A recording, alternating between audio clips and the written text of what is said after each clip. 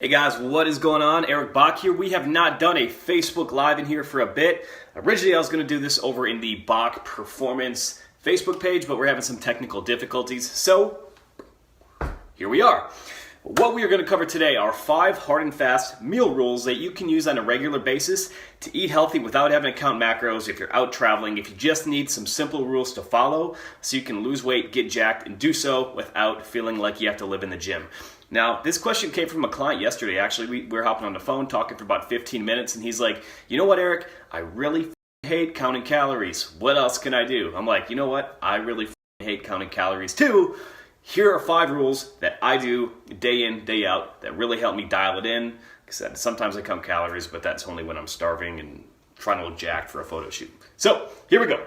Number 1, at each and every single meal, have protein. Very simple. So breakfast, that could be, if you want to go precision nutrition style, use like the size of your palm. That'll be a really good way to get 20 to 35 grams of protein. It's going to be pretty unique to an individual, but men and women use your hand as a measurement tool. That's a simple way to get like a guesstimation of how much protein you are getting. It's generally probably 20 to 30, 35 grams, depending on how big you are. So protein with every single meal. That could be a protein shake. That could be eggs at breakfast. That could be leftovers at lunch. That could be chicken breast. It could be any number of things. But make sure you're getting protein each time that you are having a meal. All right?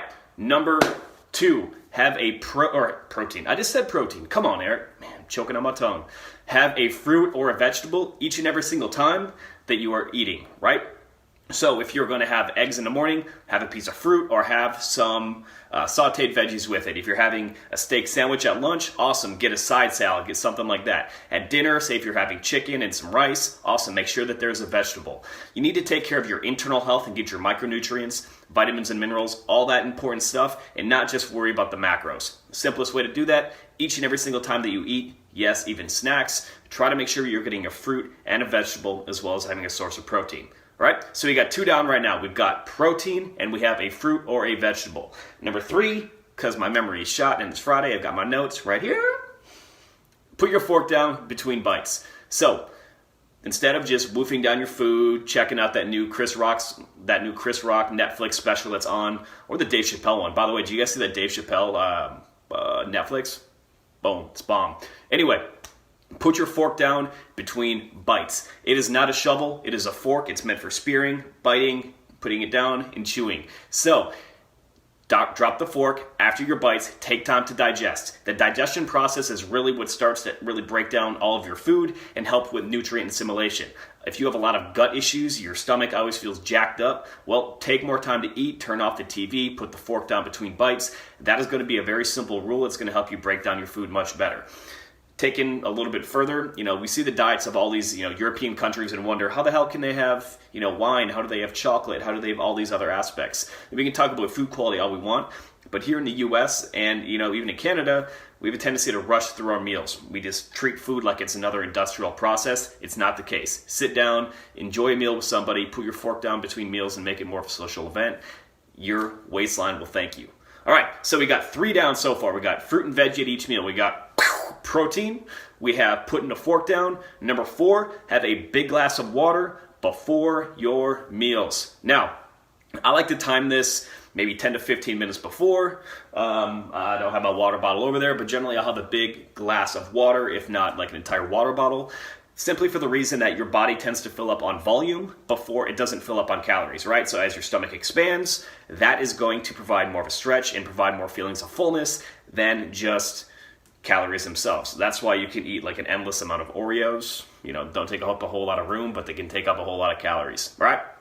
So when you're drinking water as well, you don't want to have too much when you're actually having the meal because that can actually dilute some of your stomach acid, and that can like peristalsis, which is, your organs and whatnot that are like churning and trying to get your food through. If you have too much, you can trigger peristalsis, which can actually increase gastric emptying, which actually speeds up how fast stuff hits how fast your blood sugar spikes. So don't drink a ton of water during your meal, but drink a bunch of water before your meal. It's going to help you feel full faster, and obviously water is good for you.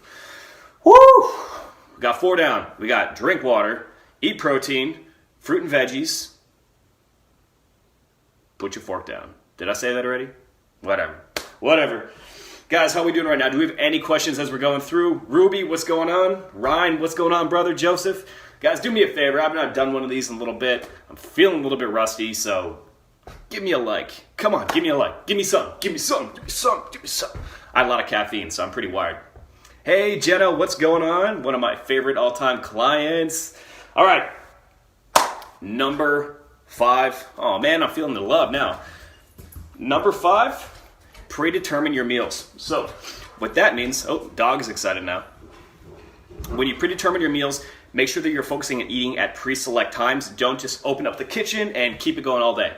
So make sure you set it, boom, here's breakfast, boom, here's lunch, here's dinner. You know, it's fine to have a little bit of variability there, but you're gonna run into issues if you leave the kitchen open all night long, continue to snack, watch Netflix, drink beer, whatever it is. You know, I got one of these actually from Jason Helms. He tells his clients, after you have dinner, close the kitchen. So he's got 2 little girls, he's married, so it works really well for them. Close the kitchen, wrap everything up, and then shut it off. And I've started using that with my clients in terms of fat loss, and it is a game changer. So when you are not having predetermined meals, don't wind up in the kitchen endlessly snacking, making it like Thanksgiving where you're grazing into 10,000 calories a day.